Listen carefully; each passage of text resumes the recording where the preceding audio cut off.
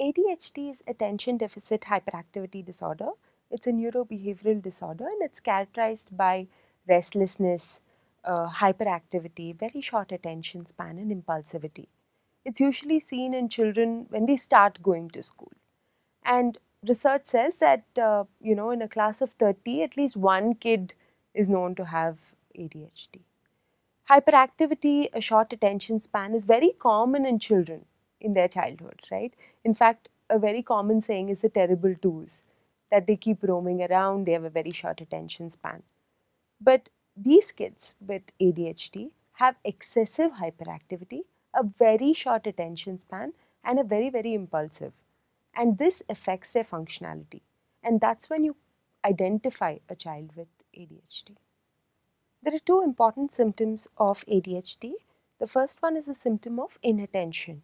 Here we're looking at failing to give close attention to detail, difficulty sustaining attention in tasks or play, not listening to others when spoken to, not following instructions, and failure to complete the task, difficulty organizing the task and activity, avoiding, disliking, or being reluctant to engage in tasks that require sustained effort, losing things necessary for tasks or activities, and being extremely distracted.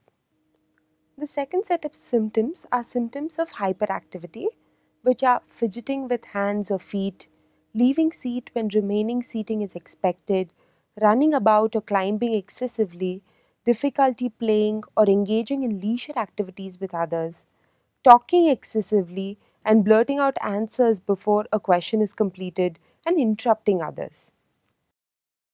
Let's take a 10-year-old. His age appropriate behavior is not something where he would roam around the school or constantly be jumping. But a child who's 10, who's constantly running around the school, goes from one class to another, hits his fellow classmates, screams in the corridor. So this, when it occurs constantly, it affects his functionality. And here, as a 10-year-old, his functionality is academic performance, and that gets affected. And that would be an example of a child with ADHD. Diet becomes an important option of treatment for ADHD. Apart from this, there's medication given to children and behavior modification therapy. What medication does for children with ADHD is it reduces their hyperactivity and helps them with their attention span.